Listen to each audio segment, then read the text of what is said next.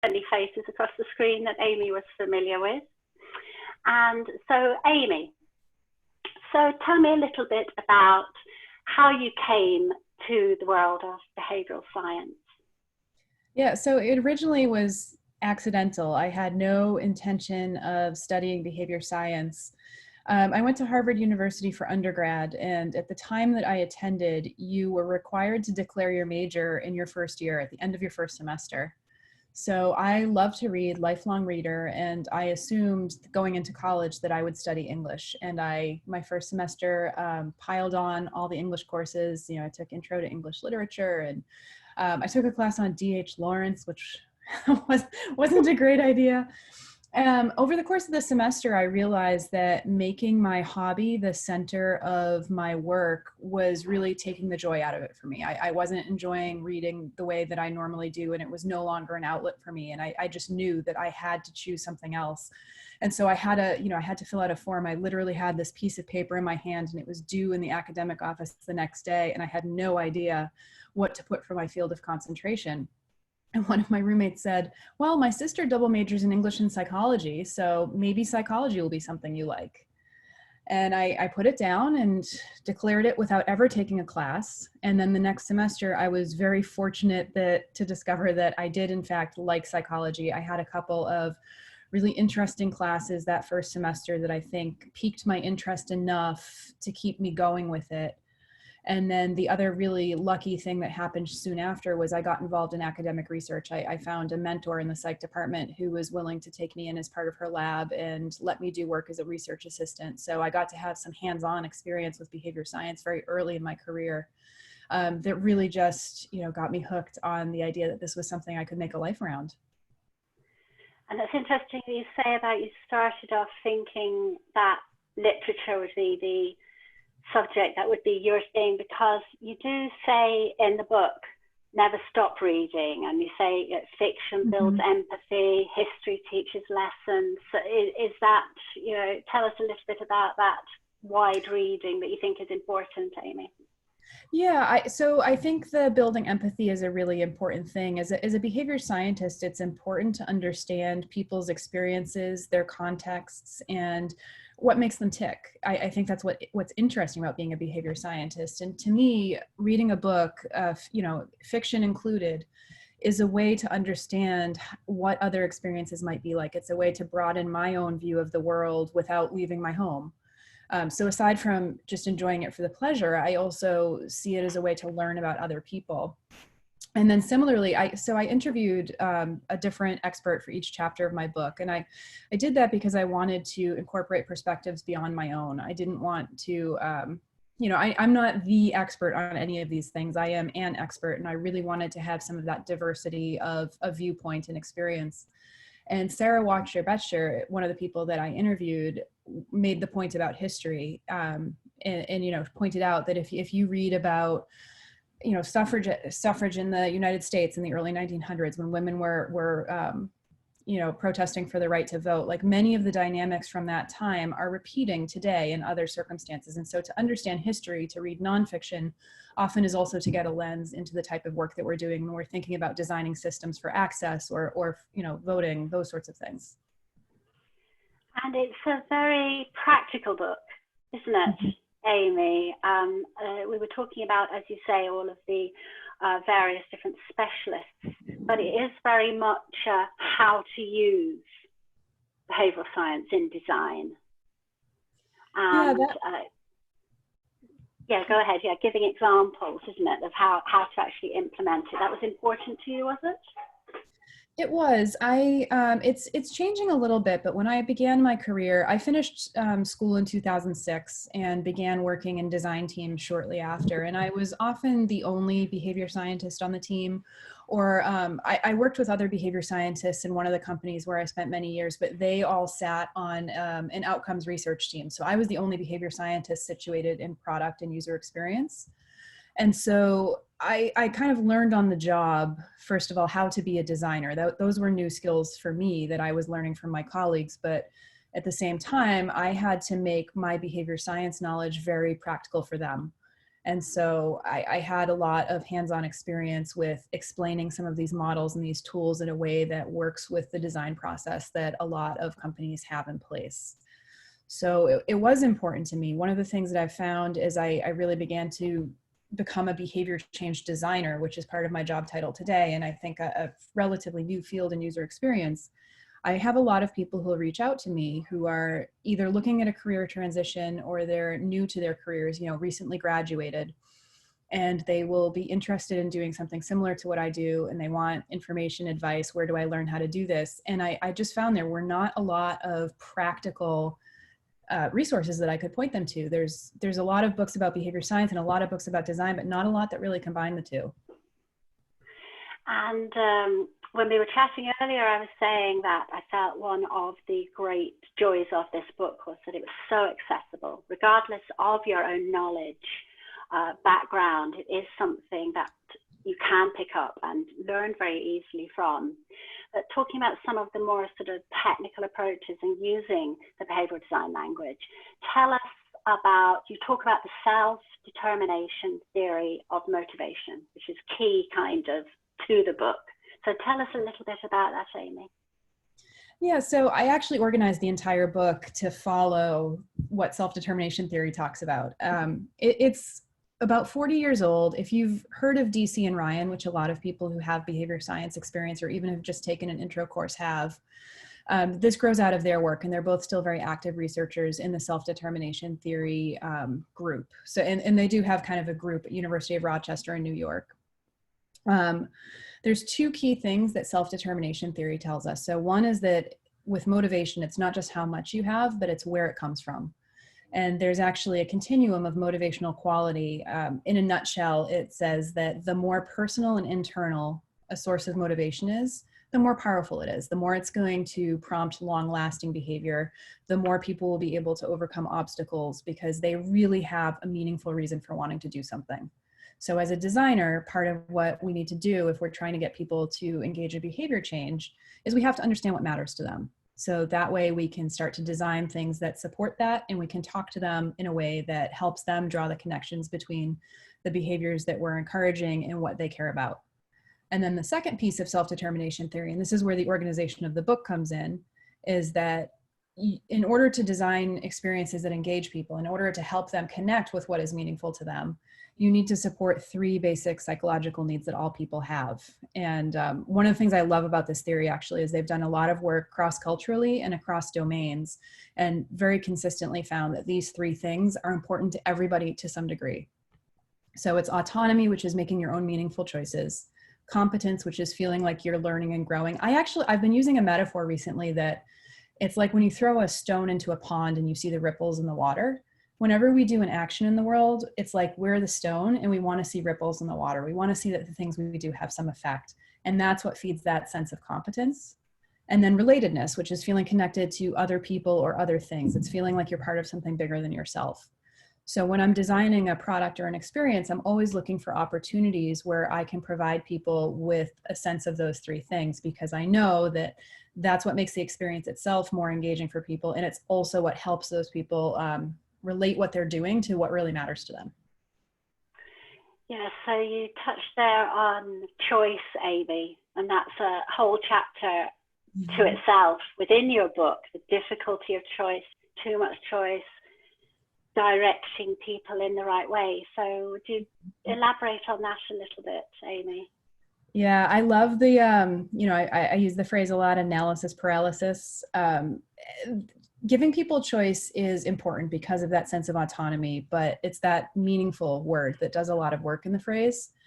And so I think there's a temptation sometimes as a designer to offer unlimited choice, the more the merrier. But in fact, research has shown that that overwhelms people. It makes the choice more difficult when it's unlimited. And so as designers, there's a lot that we can do. And as behavior scientists, as we understand people and what their needs might be, to constrain the choices. And one of the things that I talk about in the book is offering only good choices. So I think of it as curating.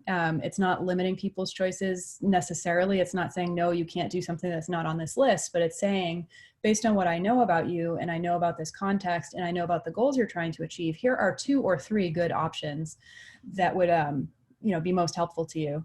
One of the things that, as we're talking here, one of the things really interesting to me, the last few weeks, the project I'm working on for work is around behavioral health care and some of the difficulties that people have accessing it in the United States, which I won't get into. I know our healthcare system is very unique and complicated.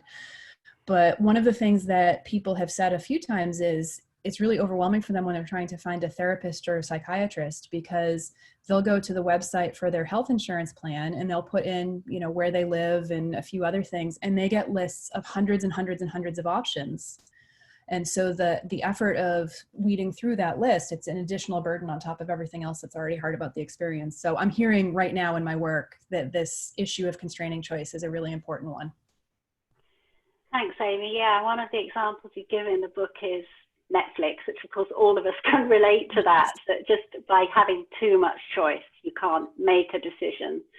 Yeah, and actually, if I may, with Netflix, one of the things that really interests, so they try to constrain the choice, right? They tried, and if you live in a household where you have multiple users on your Netflix account, you might see that depending on who you log in as, you are offered slightly different choices.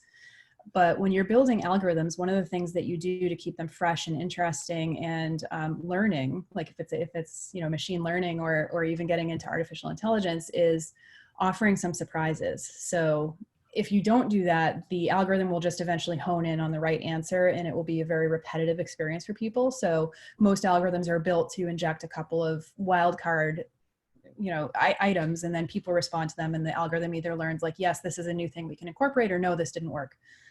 And with Netflix, they go too far with that. And they particularly go too far with things that they've produced. So it just makes me laugh because I kind of know from an algorithmic standpoint why they're doing that, but it's not working in that case. Whereas something like Spotify or Pandora, those do it really well. And I think, it's partly because their business model isn't staked on a particular song being popular. Yeah, that actually might be learning, because I noticed a new thing on Netflix yesterday. They've introduced a little shuffle thing at the bottom. I don't know if that's come up on your screen yet. I haven't seen it. Click on shuffle and it throws up one of the programs that's on your list that you might not have watched. So that interests me. And then not so much the subject of choice, but tell me about using behavioral design in good and bad ways. We were talking about this earlier, and your analogy is with the good and the bad witch. Let's tell us about that, Amy. So this started off as kind of a personal thing for me, because even, getting a PhD in psychology, becoming a psychologist, people who don't know a lot about behavior science and psychology sometimes assume that I have learned how to manipulate them, that being in psychology means that I can, and I say it as a joke, but I've actually had people say, can you read my mind? Like, can you tell what I'm thinking right now? The other thing they say a lot is, can you diagnose me? And I'm not a clinician, so no. If I were, I wouldn't want to do my work during our casual conversation. But, I have this sort of personal thing about it, because people will say to me like, oh, well, if you're a psychologist and a designer, you're probably just forcing people to do what you want them to do. And part of my training as a behavior scientist is in ethics. And one of the things that I've been trained in and very strongly believe in is that it is unethical to trick people into doing something, particularly something against their own best interests and something that they're not aware they're doing. So there are ways that you can, not forever usually, but that you can trick people into doing things. There's dark patterns is the phrase that you'll see a lot in UX. And there's a really great book actually called Design for Evil by, I believe, Chris Nodder, where he takes a lot of design best practices but flips them and shows how you could use them in not very ethical ways. So it's sort of like a devil's advocate type book, and I think it's really good. A classic example is when you have somebody subscribe for something and then you don't remind them when the subscription is about to renew. And so people don't realize, and their credit card is charged again, and you make it difficult to cancel. You have to pick up the phone and call to cancel instead of going on the website the way you subscribed. Those sorts of things are, they work with human psychology. We know that people are unlikely to make extra effort. We know from behavioral economics that an opt-in is more troublesome than an opt-out. And so it's taking those sorts of findings and it's basically using them for the best interest of the business and not the person. So one of the things that I'm always looking for in my role is, are we doing this? And I will say too, I think a lot of companies, a lot of designers who build these sorts of dark patterns don't see it as a dark pattern. They're not trying to be evil. And that's kind of an important thing to remember, because when you're working with them, the role sometimes is to raise their awareness of that. Like, I know you're doing this because it's good for your business. Like, you're seeing a benefit here, but we really need to put ourselves in the user's shoes and see where this could be a negative. And that, that can be hard. I work as a consultant, so I'm working with client organizations for all of my projects, and it can be very uncomfortable sometimes when someone has hired you and your living is depending on them being happy with your work, and you're telling them this thing that you're doing because you think it's the right thing to do is actually quite counterproductive for your user. And so the third thing, if I remember rightly, was relatedness, how digital products can facilitate relationships between people. Do you want to talk a little bit more about how you spoke about that in the book? Yeah, I broke that out into 2 chapters because, again, in my work, one of the things that I find is that when you talk to people about relatedness, their instinct is to say, okay, let's add social media, let's use Facebook or something like that, or put people directly in contact with each other, and then that will fulfill relatedness. And it can, those can be good options, but there's a lot of reasons why that might not be a good option. A lot of my work is also in healthcare, which means that, that's a very personal topic for people if you have a health condition and you don't necessarily want to be going on Facebook and talking about it or talking to another person with that health condition. So I have one chapter where I talk about how people can support each other and how you can design experiences that maybe include social networking, like I just mentioned, or maybe coach people to reach out to others who are already part of their lives. So that's always an opportunity. If you're, even if you're building something like an exercise app, we know that accountability is really important. And if you offer people a blueprint for saying to someone in their household or one of their friends, like, here are some ways that you can help me make sure that I stick with this exercise routine, that's a way that you're giving them that sense of relatedness or social support outside of the product environment. So it's like things you do inside the product to help people feel connected outside the product. But then the second chapter is really about how the technology itself can be something that a person builds a relationship with.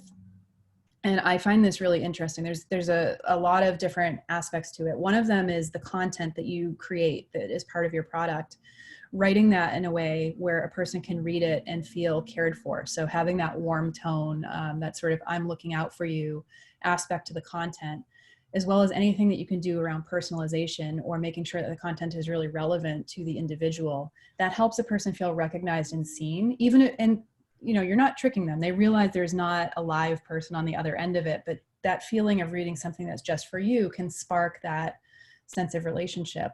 And I mentioned before as well, one of the reasons I'm becoming more interested in machine learning and AI is because I think there's a lot of promise with those technologies to really support people's relatedness without the operational costs of a live human being on the other end. Yeah. I hope everyone gets a very nice warm feeling from my messages in the LinkedIn group. So I was just chatting before we all came together here, Amy, with my co-host here, Prakash, and he's very keen on your book and was saying he'd recommended it to a number of his clients. Maybe you'd like to come in here now, Prakash, and just have a chat with Amy. Thank you, Louise. Hi. Hi, Prakash. Okay, guys, I see a lot of regular folks already out here. I can see Nula. I got the name right this time. I see Animesh, I see Miko, there's Deepti, Victoria, Vishwanath, Samrat, Rahul, Rachika, Omar. Guys, just start putting up your questions as they pop up in your mind. How we do it, right? So just start putting them up together. And very soon we will kind of open it up for everyone.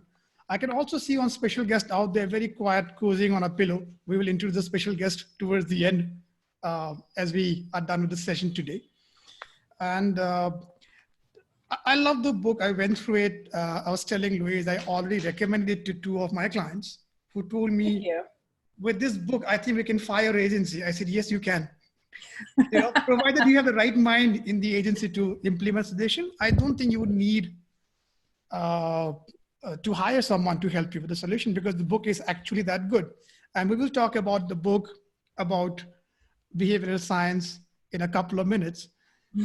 But there was something in the book which I noticed, and I also see it in your T-shirt, and I see, there is an Amy who is, there was an Amy before she became a behavior science specialist, right? Mm-hmm. This Amy, what we understand from your book, Clear Up, is huge fan of pop culture. Yeah. So I see references of songs all over. I know you're from Boston.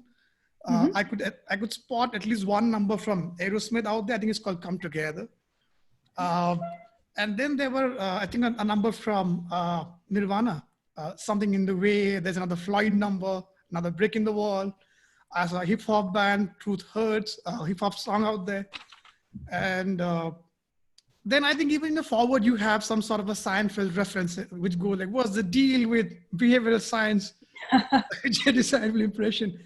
Tell us something about Amy Bucher, before she became this really behavioral scientist. What were you like? And you told us the journey already, but we want to know more about you, the person, before that.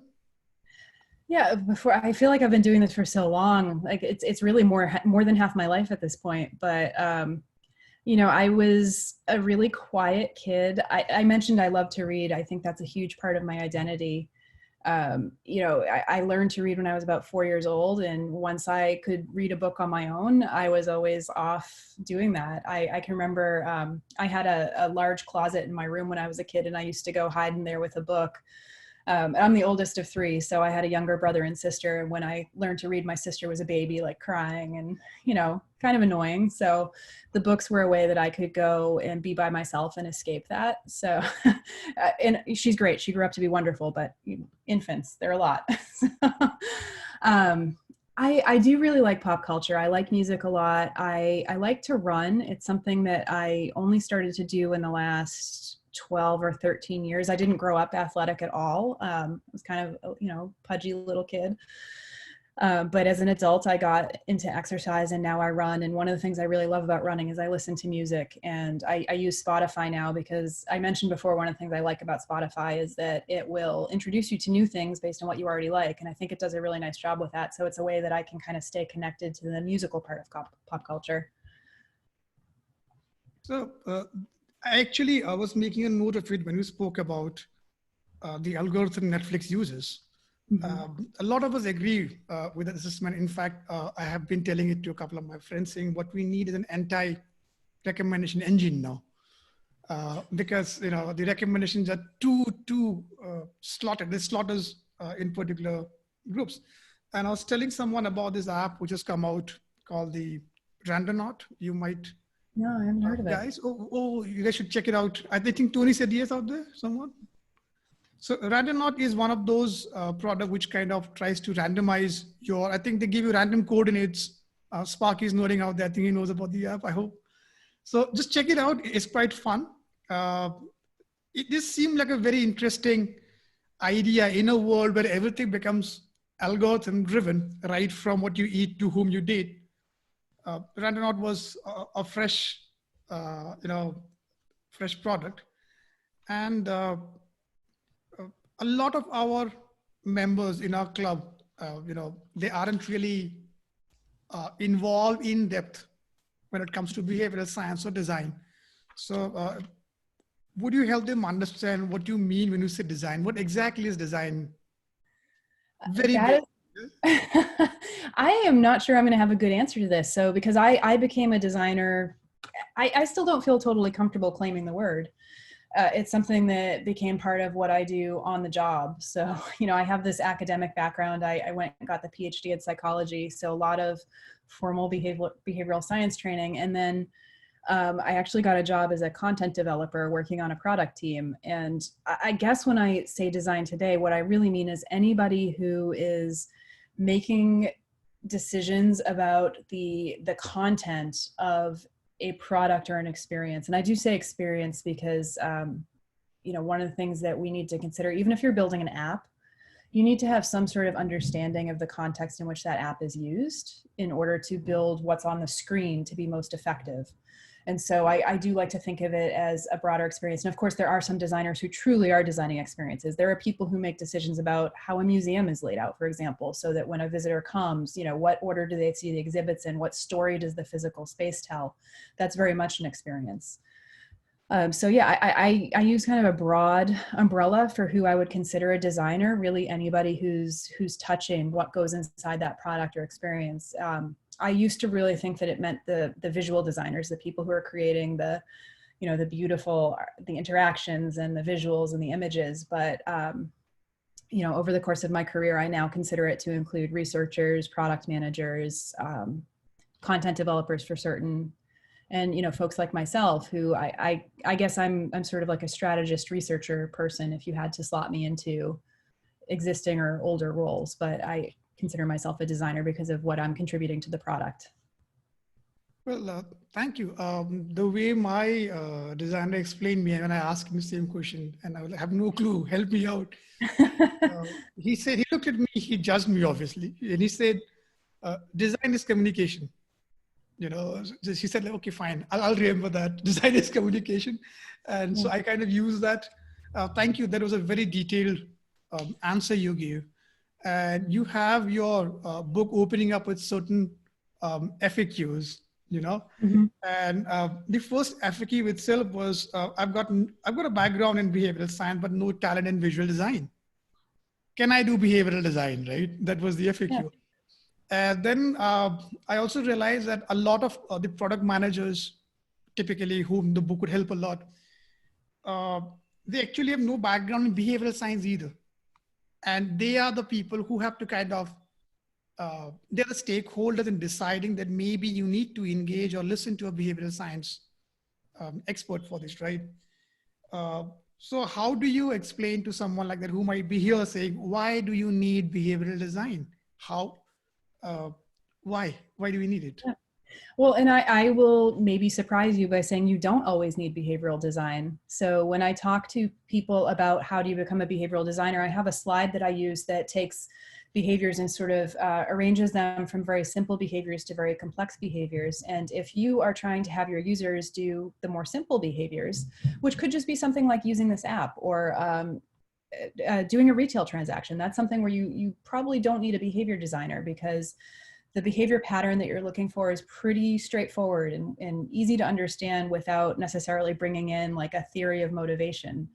But if you're looking at something like changing a whole constellation of healthcare behaviors for somebody who has an illness, or right now with the COVID pandemic, and you know, I know most of you are not in the United States, but here it's really out of control, and it's in part because we have all of these different behaviors and there isn't a good systematic approach to helping people change them. And so those are the situations where a behavior designer can make a big difference. But I've found that when I'm working with people who don't have experience with it, there's a few things I need to do to help them agree that it is important. So one is giving them some kind of evidence that this is going to improve outcomes. And so that's where case studies, prior research, any sort of evidence like that I can show and say, hey, these other people used behavior change design and look at how excellent their results were. That's really compelling. And, you know, even doing small pilots with clients, things that are kind of low risk for them, but help get them bought into the approach, that can be really important. And then part of it is just explaining what can be very complicated in a more simple way. And I struggle a little bit with that because behavior science is complicated. People are complicated.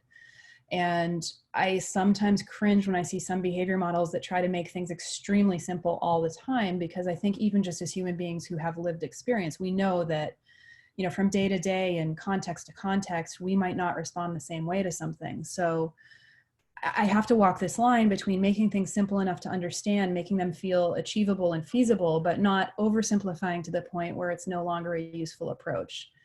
And, you know, some of that is also when I do my work, like I am taking on some of the more complicated labor and, you know, producing a result that looks simple. I'm not necessarily showing my clients or my larger team everything that's under the hood, because that gets into that area where they're like, oh, this is too much.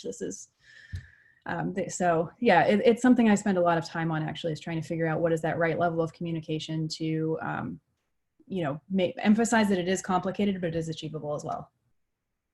Well, Amy, you just, it was something I was planning to ask sometime later, but it has come up. In your book, you mentioned there are 3 important points, right, when it comes to behavior change design. Yes. People are different. Everyone agrees with that. People are different. So, okay. Context matters. Yeah. Mm-hmm. So context matters. Everyone agrees with them. Third thing is the one where you're saying things change, the element of time, right? And that is something from what I understand, most of us don't talk about, because we are talking about, we feel the first 2 are more than enough. In fact, it was reading a book which made me realize, okay, you know what? Yes, there is an element too. Can you talk about this third thing? Help us understand what do you mean by it? Yeah, actually, we're living right now in a time that I think makes the point very easy to understand because of coronavirus. People right now are experiencing something that is quite unique in history. Our normal habits and routines have been really disrupted by a historical event. And so what we might design for somebody who's living through this pandemic is going to look different than what we would have designed for that person a few months before. And, I personally hope that we are able to resume at least some of the things that we did before. And so hopefully whatever we design for people now won't be quite right for afterward. But part of it too is just the human developmental trajectory. Like I mentioned that need for competence, right? That need for growth and feeling like what you're doing in the world is making a difference. And part of what you're doing when you're going out and you're throwing the stones in the pond and seeing the ripples is you yourself are changing. So over time, people are, you're smarter, you're more skilled, you have more life experiences, you've built new relationships. All of these things are slowly and subtly changing how you might respond to something and what your needs might be in terms of a product or an experience. And especially when it comes to something that is behavior change, your goals might shift a bit. I mean, imagine having a child. You go from being not a parent to being a parent. You're a very different person on either side of that divide.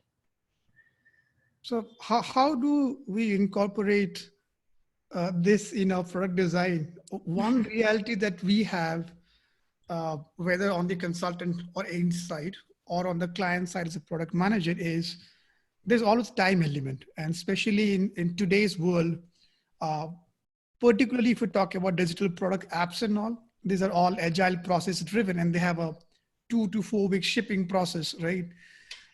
Given those kind of situations, how can you help someone understand, that things change? And so your product must take that into account. Any suggestions there? Yeah, well, I think talking to your users or your customers or whatever you call the people who consume what you're designing is really important. And that can take a lot of different forms. It can be, an actual research project, which is what it takes. That's the form it takes for me a lot of times because of the role that I work in. And I do encourage my clients, even if they say, we really know our consumer, like we really know a lot, like, okay, you do. And we can certainly use the knowledge you have, but do you know what your consumer is experiencing today in this context with relationship to the specific problem that you have hired us to help you with? We always find something new when we talk to people with that context put around it.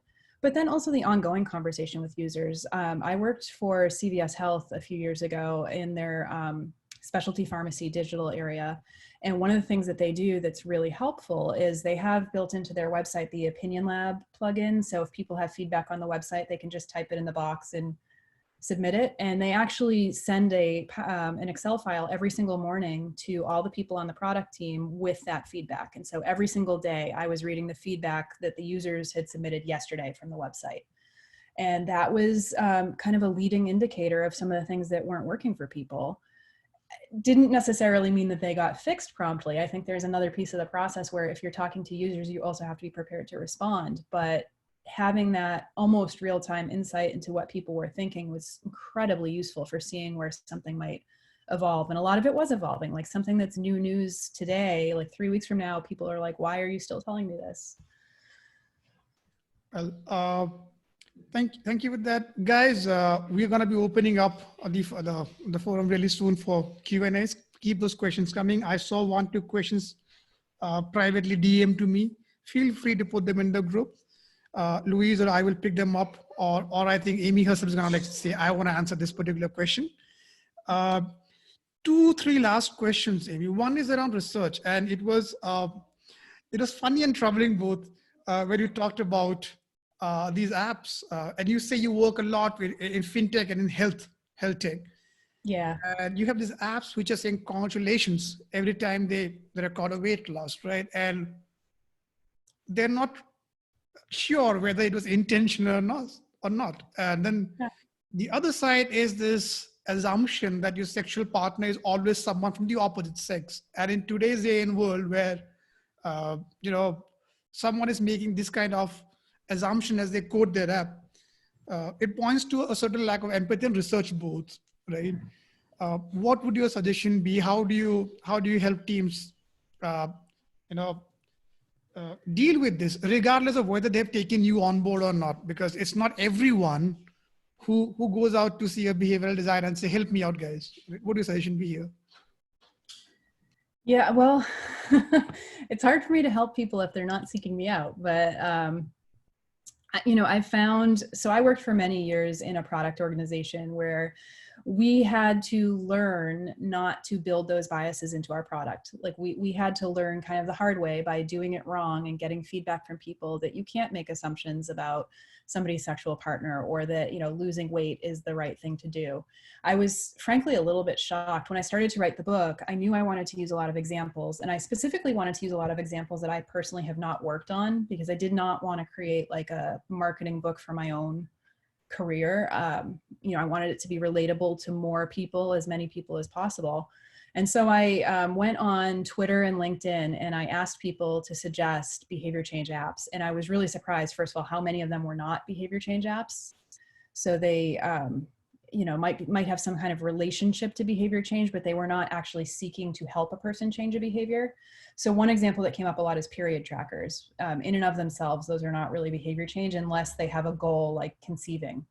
But some of them are just pure like calendar apps, and that's not a behavior change app. So I was surprised by that. But then the second thing, that's where I got the suggestions for a lot of these apps I was trying out. And I'm like, wow, they like 80% of apps that have some kind of weight tracking are assuming that people just want to be as light as possible. And there's all kinds of reasons why that may not be true. And the assumption in and of itself can be very damaging. So, I think there are elegant ways that you can get that information. And I guess, seek to put good examples in the world that other product design teams will see and say, oh, you know what? We don't need to make this assumption because there's an easy way we can ask, or we can give users that sense of feeling seen because we are inquiring about what matters to them and then reflecting it back to them. Amy, one last question is around something that you mentioned in your book, the replication crisis. Yes. Along with that, there is this term which is being thrown around right now, which is, and in my discussion with a lot of behavioral scientists, strategists, consultants, I am aware of this worry which is there, of people promising 100% solution. Mm-hmm. Like unicorn biases, sure shot guarantee. In India, we would call it Ramban. I mean, this weapon is definitely going to work. And in your book, you talk about probabilities in the world of marketing, in the world of behavior. Nothing is about absolute guarantees, and it's about, always improving the odds. And what would you like to tell, practitioners out here, as well as product managers out here who are listening to you? What would your suggestion be around what behavioral science can legitimately do and what it cannot do? Yeah. So, there's always these really popular TV shows, right? And, everybody loves Game of Thrones, for example.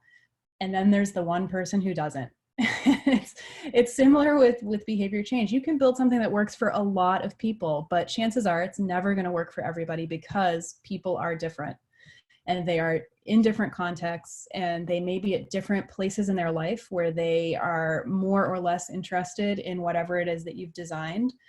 And so I do very much think of it as we're never going to build something that is for every single person, but we can work to make it good for as many people as possible by really understanding what makes people tick, what they care about. I think tools like personalization are a great way to increase the probability that a single thing might appeal to more people, because it allows you to speak to more people. You know, it gives you that scalable way, if you're using technology to do the personalization, to be relevant for more people. But it's just never, ever, ever going to work for 100% of people. And I think we need to be okay with that. And I don't think that's a bad thing. Like, as a person working in design, I'm kind of excited by the idea of, I'm going to build something that's going to work for this specific subpopulation of people, and then we get to design something that works for another subpopulation of people. Like, we can build an arsenal of different products that approach this problem from a few different angles. And I think I like that because it's interesting to me. It's interesting work. It's more things to do. It's more of a, a need for designers in the world. But I also like it as a user. I like the idea that if I learn to run a 5K race with Couch to 5K, Couch to 10K is waiting for me afterwards if I want to continue that journey. I like the idea that as I get better at something, or as my interests evolve, there will be a product waiting for me. So, I try to think of it that way too, that it's opening the world for us instead of limiting it. Amy, thank you so much for answering that. Guys, we are opening it up all for Q&As. Louise is going to pick up one question.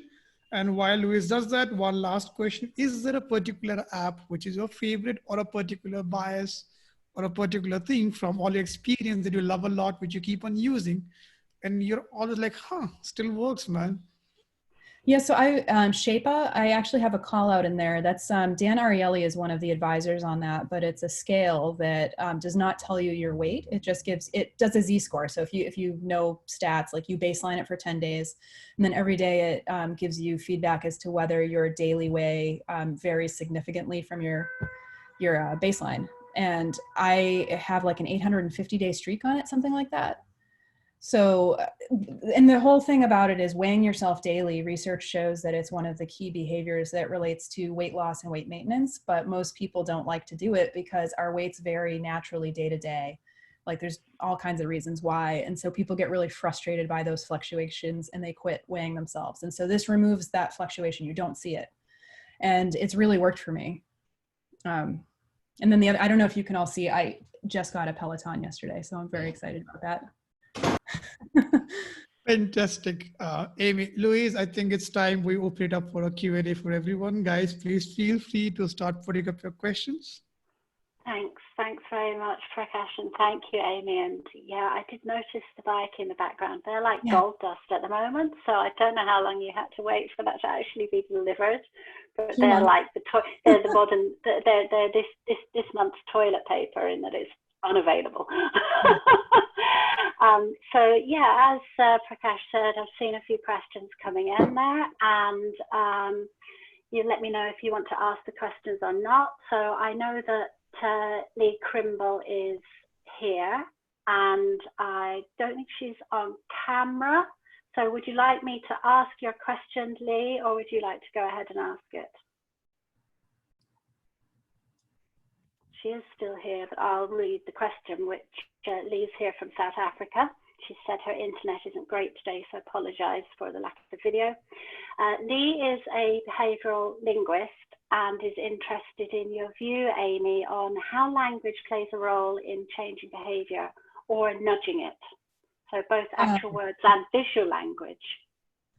I love this question. I think that language is one of the best tools that we have for behavior change. If I had to pick one type of design, it would be content. And yes, both the actual words and the visual language, but my expertise tends to be more in the actual words. So I think that the way that we talk to people can operate on two levels. So first of all, it conveys the information that they need in order to change behavior. And that's where we have opportunities to do things like simplifying complex information to the right level for someone to understand, putting it in a context that's personal for them so they see that it's relevant. Like, those sorts of things are necessities in order to help people with behavior change. And then it's also the tone. Content is how we can convey warmth. It's how we can convey regard for the people that we're designing for. With the way that we say, I'm doing this because I care about you. We're partners in helping you achieve something that's important to you. So I absolutely think that language and content are like the primary design tool for behavior change. Thanks. Yeah, we were just chatting earlier about different ways in which you have an example in the book about in hotels, the wording of when you reusing the towel and all those types of things. So yeah, great examples in the book. And so thanks very much, and thanks for that question, Lee. Nuala has a question. I can see you there, Nuala. Would you like to unmute yourself and ask your question to Amy? Yeah, sure. Mine are more generic, actually, but I was keen, in terms of the feedback for your book, you know, we're here to critique everyone's book, but you know, which is very tough, because you know, if you've never tried it, you know, it's very easy to criticize others.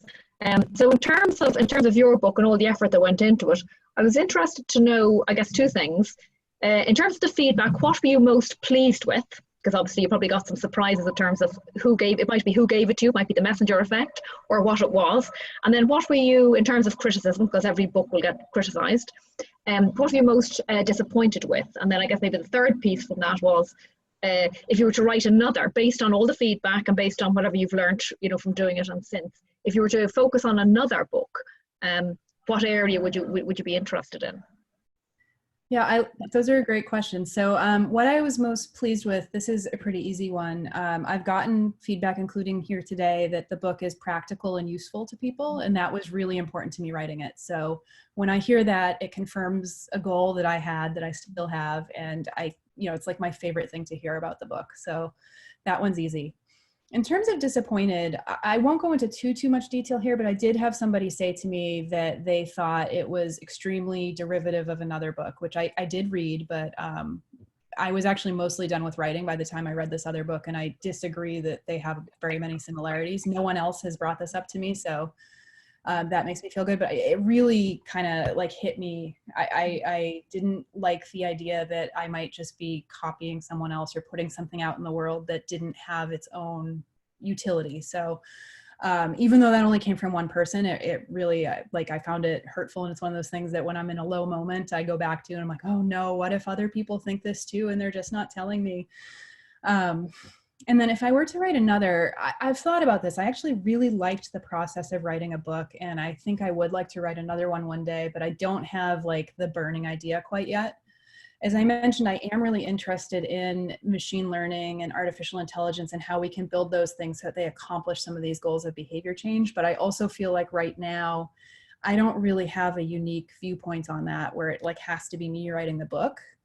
So I don't think that's quite ready yet. And then the other thing that I'm really interested in that I could see potentially with some time and development becoming a book idea is, and this is actually sparked by coronavirus, how behavior change professionals can work together with other types of fields and professionals in order to create more effective solutions. Because I think globally, but in the United States, it's really come into sharp contrast how much the individual focus needs to work together with the public health focus, with the government focus, and the policy focus.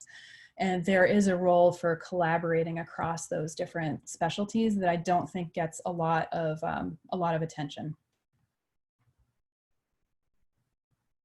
Thanks very much, Amy. I hope that answered your questions there, Nuala. So with a question here from... Very good. Very good. Thank you. A question here from Sparky. Would you like to ask the question yourself, Sparky? A great fan of the book, I can see from your comments. Yeah, I did. First, really enjoyed it. I feel like I was highlighting something on every page. My question is about a topic that's come up a number of times around that idea that people are different. And, you know, there's been a lot of pushback against design thinking that, you know, the idea that, which is maybe not implicit in design thinking, but that a white guy like me could design for anybody I want to. And so you do talk a lot about how to empathize and how to really understand kind of the authentic needs of your users. I'm curious as to what you think are like the limitations of that, or what are strategies to use to get that input from the user or designers that have a better understanding of that background. Yeah, there's a couple different levels. One in which I'll say, I don't think I've ever worked in an organization that has done this well, even though I've worked in several, including my current job where they would like to, is having a diverse team who is approaching the design. So, you know, I think that's just a common problem that it's a problem. But then the second piece where I do have more effective strategies is doing not just research with diverse user groups, but we also do a lot of what we call co-design or participatory design, where we have creative and generative activities that are part of our research process. So we're actually trying to engage people, not just with telling us about their experience so far and what they think they might like, but okay, let's sit down together and try to design what a solution could look like. And we leverage the ideas that come from that very heavily in our design process. You know, it's not truly co-design all the way through. It's not like we're bringing the people who we've done the research with onto our design team on a full-time basis through product launch, but it's a way to involve them in the formative stage and really get some of their ideas into the process so that it hopefully better represents something that's useful outside of just our identities. The project that I mentioned that I'm working on right now, I've also found with research, so we use professional recruiting firms to get our participants. And so we'll put together a questionnaire. We'll say, you know, we need X number of people who meet these characteristics and these characteristics. And historically, in my experience, I've found that as we are filling up that recruiting schedule and it's getting harder and harder to find people for the last few slots, what you do is you start to drop some criteria. You start to say, okay, it doesn't matter what race they are. Okay, it doesn't matter where they live. And the ones that we would drop first were always the diversity things, the demographic things. And instead we'd be like, they absolutely have to be a physician, but we don't care what race they are. And we have decided that we're not going to do that anymore, that we're really going to be committed to getting that, you know, racial, ethnic, age, diversity, sexual diversity, whatever those parameters are, we're not going to drop them anymore. And so this research study that I'm working on now is one where, for really the first time, I think we've had an incredibly diverse sample of research participants. And I feel like I've just learned so much. For me, like I'm completely sold on being difficult about dropping those characteristics forever, because I'm learning so much more than I feel like I typically do in a study. And I think it's because I'm talking to people who have such different experiences from each other and from myself. Excellent, thank you. Yeah, thanks, Sparky. I hope that answered your question, and that really interested me, Amy, as somebody working in market research, who's sort of been on the ground recruiting one-legged person who had a ham and cheese sandwich yesterday in a park. I don't know, whatever. They're often very tough to find, but absolutely, it's hugely important. I don't think any of us will deny that when it comes down to diversity. So I think Graham is with us. He's off camera and muted. Do you want me to ask your question, Graham, or shall I? Oh, there he is. Would you like to ask your question, Graham? Hi, you're very welcome. Big audiobook guy. Any plans to cut an audiobook version of the book?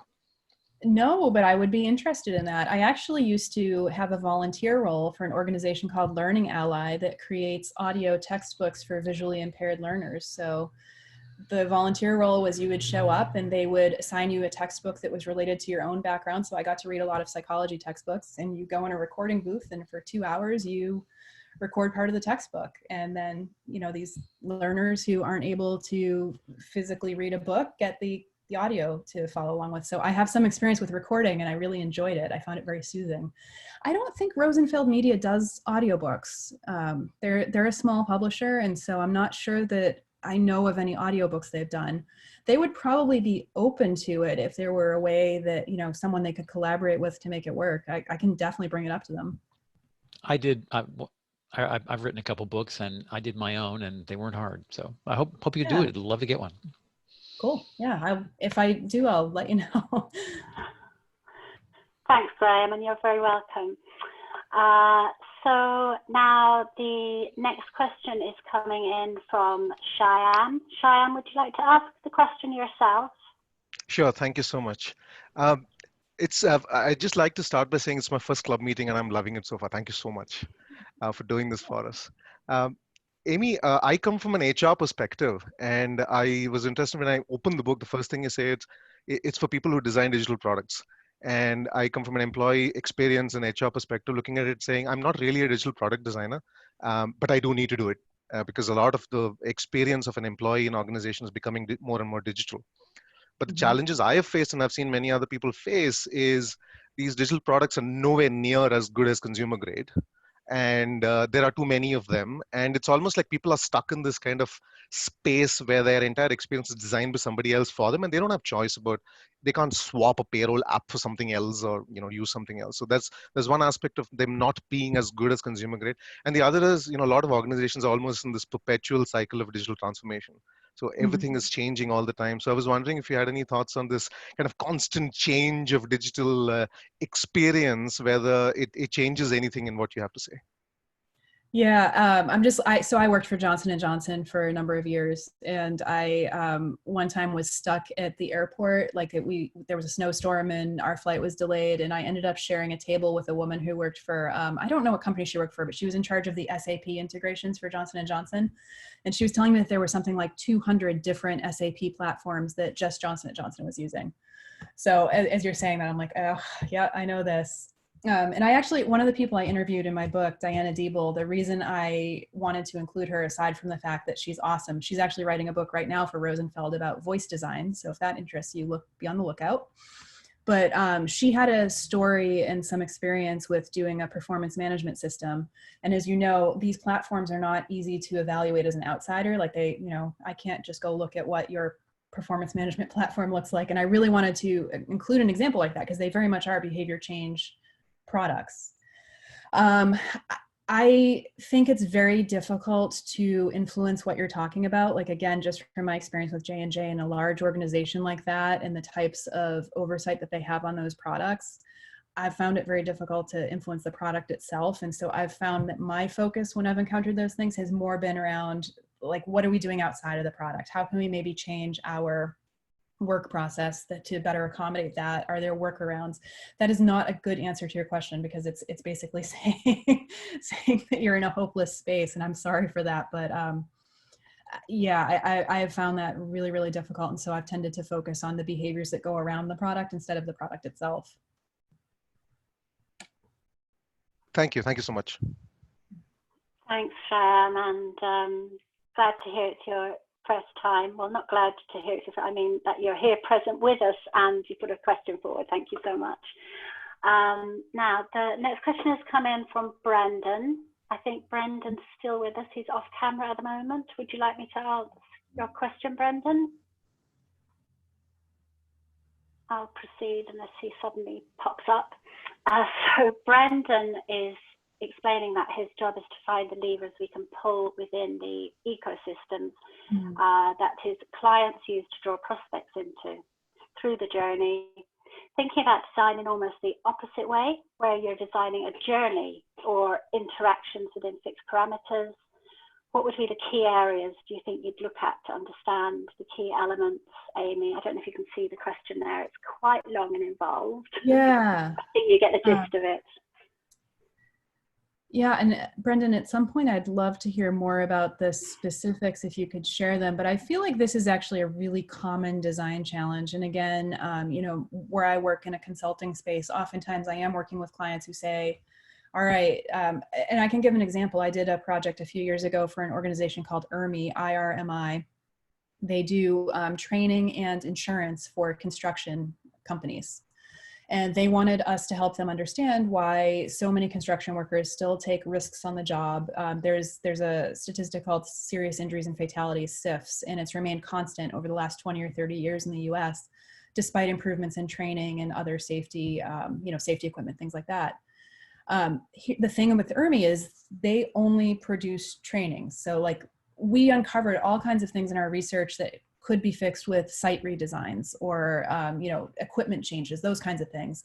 But that was not within their purview. And so we very much had to observe the parameters of like whatever we end up pulling into the design process has to work within a training environment.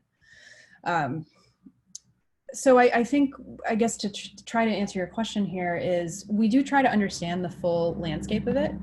we need to understand the things that we can't change or can't touch with our design, even if they're not going to ultimately come forward, because we need to make sure that whatever we're working on works with them, accommodates them. And I will say we try to also provide that feedback. So, we didn't do a deep dive into what a site redesign might look like on a construction site. We knew that that wasn't going to happen. That wasn't our job, but we definitely said, hey, this is an issue and we recommend that you look into it, or that you tell your clients to look into it. Another thing that was outside our purview with that is that many construction sites in the US have a lot of Spanish speaking workers, but very few of them have Spanish language safety briefings. So outside of the purview of our project, but had to be said. Thanks very much, Amy. So now can I ask you to unmute yourself, Animesh, and you wanted to ask Amy about touch points. Mm-hmm. Hey, it was a fairly generic question that I have, and it was largely in context of when you design behavior change communication, particularly say in terms of if you have to change your social behavior, say around health. It may also be relevant, say in terms of a brand, how there's a focus to capture and leverage maximum possible touch points, and the idea is to reinforce your desired message. And if you're say designing a communication or an experience, you would not want to leave even a single opportunity of reaching out to that individual. But just from the point of a designer, like how important is it to take a step back and just kind of be a little selective in terms of choosing how many touch points do you actually select, and lastly also recognizing the fact that the other individual, your target audience, also has a life beyond the concerned behavior. So how do you balance between the two? Yeah, so more is definitely not necessarily better. And one of the things that you'll find is that at a certain point, people become very good at ignoring repetition. It doesn't register anymore. So it's important to think about what are the right touch points, what is the right, I sometimes will call it dose response, which is from public health, but it's basically there's an optimal level of interaction to get the results that you want. And there's also the idea of surprise, that if you can do something that's different, produce some variation, our brains are wired to notice things that are different. So, having your app give the same alert 16 times a day is extremely easy to ignore. So how can you do something that maybe isn't that, or varies the language, or uses a different form factor? In terms of how to choose what those touch points are, to me, that always comes back to research, to really understanding the context in which somebody might be using the product, and then kind of logically deducing like, okay, and one of the things with behavior change too is if you can make sure that those touch points are close in time and location to where the behavior might be performed, they're more likely to be effective. So reducing the latency between the prompt and the behavior tends to be important. And then the only other thing I would say here is consistency is important too. So I take almost like a cultural anthropology viewpoint with this, where people are looking for consistent messages. So if you are messaging across different touch points or channels, make sure that what people are hearing is not necessarily identical, but it's supportive of the same message. Thanks. Thanks for that very much, Animesh. Nice to see you. And so the next question we've got for you, Amy, I'm just being aware of the time. We're just running over an hour now. Is from Ankita. Ankita, would you like to ask Amy your question? Yeah, hi Amy. So I was just interested to know if there was a book that kind of caused you to change any behavior, or yeah, that's basically. Yeah, so I read so much that it's almost like hard to answer this one. One book that really made a huge impression on me is Design for Real Life by Eric Meyer and Sarah Watchter-Becher. And I don't know if any of you have read it. It's from a book apart. It's actually quite short.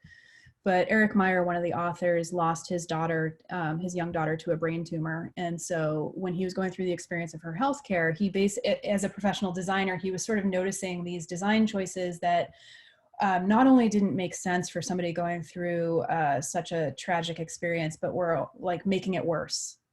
So, going in the elevator at the Children's Hospital and there's Sesame Street characters singing a joyful song and he's going to visit his dying 6-year-old. And so he and Sarah wrote this book where they really talk about designing for users who are in, you know, places of stress, places of tragedy, you know, in hard situations.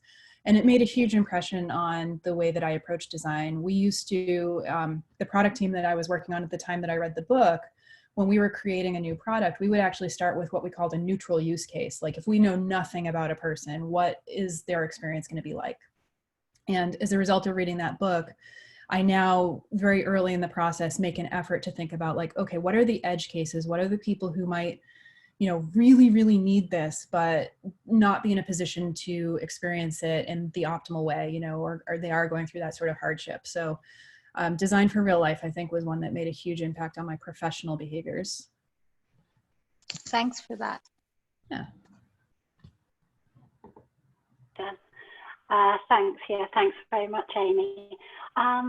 So, Amy, you say that the appeal of behaviour change is it puts people, I think you say it puts people in a more positive life path, the potential for it. What exactly did you mean by that, Amy? So, you know, everyone has goals that they want to achieve for themselves, things that we value, people that matter to us, and a type of person that we want to be. I think identity is really important too. We all see ourselves a certain way. And with behavior change, we can help people make the connections between all of the small things that they do over the course of a day and those big things that matter to them. So I see part of my role is, first of all, helping people get in touch with what matters to them, because even though we all have these things, we don't all have the luxury of having spent the time to, you know, find ourselves and dig deep on them. That feels almost like frivolous to sit down and do this self-examination. But if I can help somebody to do that, if I can give people practical, quick ways to understand themselves better, that's a gain for them. And then if I can further help them to see how the micro choices that come across over the course of a day, many of them are opportunities to live into the things we care about or not. And some of them don't matter. You know, it doesn't really matter what, you know, which breakfast cereal I choose. But, you know, maybe I have an opportunity to extend a helping hand to somebody or not, or, you know, I'm on Twitter all the time. Like maybe I can make a kind comment to somebody and that reinforces the type of person that I want to believe that I am. And so just being aware of those things gives people the opportunity to, you know, I see it as almost like an energy boost. It's like a reinforcement that, yes, you are the person you want to be. I like that very much, Amy. I think that's a really actually lovely message to kind of use to wrap up this conversation.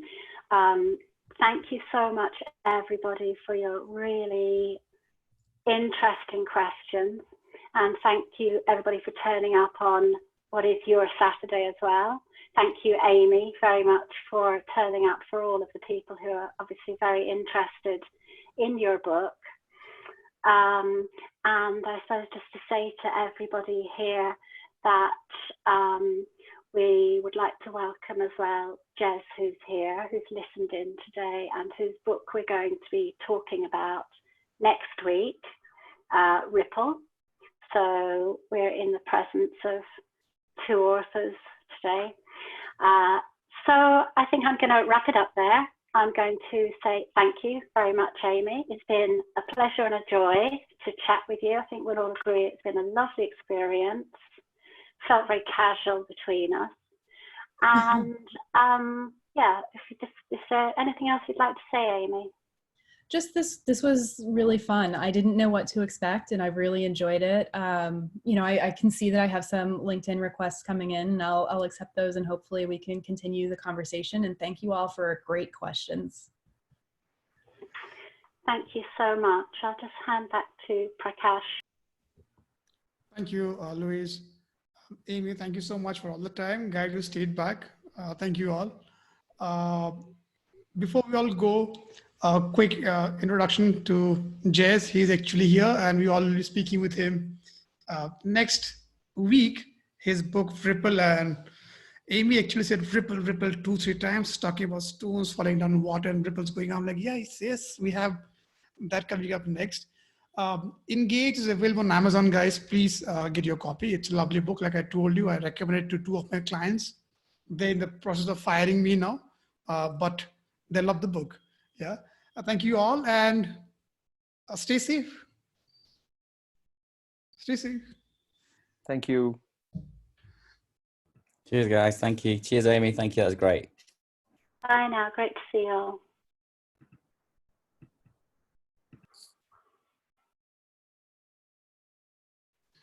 All right, Luis, thank you so much. That was smooth. Deepti is still here. Anime is still here. Hi, Deepti. Yeah, Deepti has been here, in fact, I think right from day one. Yeah, hardcore Dipti. We really appreciate your support. I'm having a little chat with Dipti, I think, in a few days' time, aren't I, Dipti? Yeah. Hey there, This Pia. has been really fun. Hello. Hi. Hi. Yeah, I'm glad you enjoyed it, Dipti. You braved up the other day to put your question forward.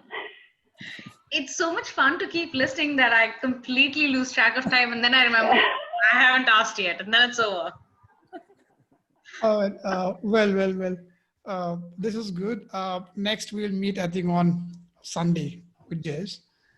And then we'll take it from, we'll do it there. We had to reschedule one of our events by a month. Phil Barton's Decoded.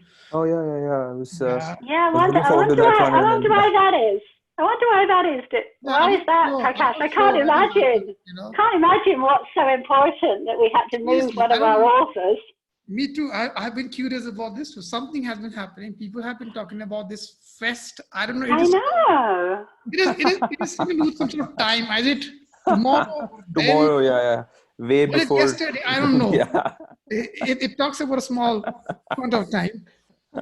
People have been talking about it supposedly. Allegedly, there are like some 2,000 people who have supposedly said they're going to join. Nice. That is what I've been hearing. And what I'm told is it's going to be a fantastic lineup, a little crazy. Let's see. I think next week there should be more information around it. But the lineup's not out, right?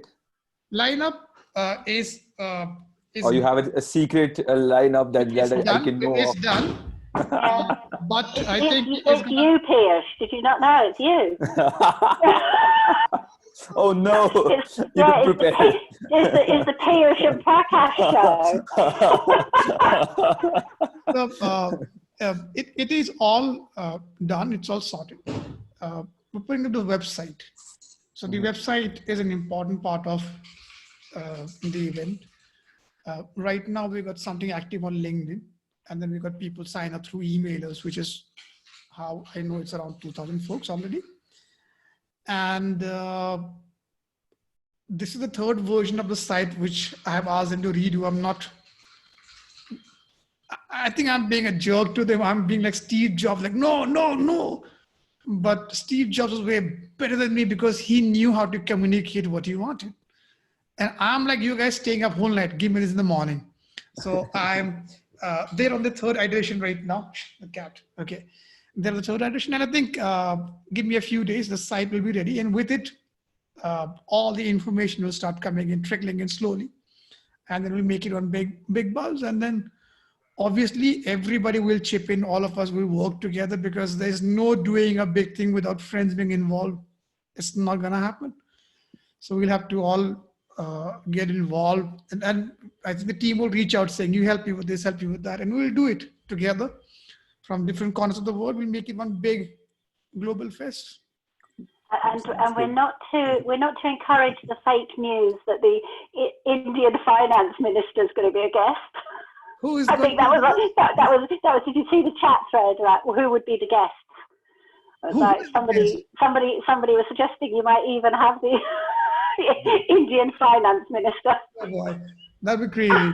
That'd be crazy. But he was very cool with many of these things. In fact, he did open up one of the sessions that we had participated in as speakers, and I was surprised too that he took up the time. But no, we're not reaching out to the Prime Minister right now, but the lineup definitely is going to be lovely. Yeah. I think it was Cheyenne who started that fake news thread going. Oh boy. No, I think there is this one post going around saying, whom would you like to invite if you could? Yeah. And you want to make it diverse. And see, today we already had 2 guys who spoke. And then we had a woman come and speak today, right? And then it's another dude, then one more dude, then one more dude, and then like there's an entire angle of diversity, and you want to have more women come and speak because they are like half of the population in the world, man, and they're really good. Look at how fantastic Amy was right now with us, right? Amazing. So it was more trying to understand what is that people are looking for in terms of speakers, and to see if there was someone interesting that the team might have missed out reaching out to, who would be relevant for this, So, and then it's always nice to be able to surprise folks and say, hey, you asked it, we got them. You never know, right? Fingers crossed. Yeah. Hi, Nuala. Thank you for asking the question, Nuala. You're muted. Hi, sorry. I didn't realize there were so few of you left. I actually slipped off to get a quick mouthful. And I came back and you guys. Flash, they were gone. I was starving at the end, so I had to. I could smell this beautiful food coming, so I dashed down for 5 minutes and came back up, and then it was just us. And then I thought I'm crashing some private meeting. We were just chit-chatting about this this event which is coming up around end of September. Yeah, it's very good. I know. I was following it. It sounds great. Actually, there's another thing that we're doing that's of mild interest to it, which I'll start sending out my email next week. We're launching the first global association of behavioral scientists, and it's going live in September. So I kind of slightly alluded to it the last time, but it's nothing to do with the club particularly, but it is of interest to behavioral scientists. But again, it's the first global association, and it's going to be, it gives credibility and legitimacy to any approved behavioral scientists. So I think it's a real step forward for the field. So might be of interest to someone at some stage, but I think it would be of interest to the group. I mean, I'll copy the group anyway. I'm sure they'd want to know. That's great, Nuala. Yeah. I had a chat. What's interesting me now, Prakash, is I keep getting asked by people who basically the incentive is, how can I get my hands on those 2,000 people that you've got the ear of? And then it's like, hey, back off. We're just talking about books, You can't come here and sell anything to us. Yeah, well, we're not selling anything. We don't sell anything at all. Yours is absolutely no, it isn't. It's non-profit. Yeah. It's non-profit. Yeah, absolutely. There's nothing in it for us except. But I'll tell you what it does is, I notice on the call, as you've said before, there are a lot of people at various levels. But for the really small groups, what it actually is, it's a membership. It's a membership group. But you have to qualify. I mean, you can't just have read Nudge or Amy's book.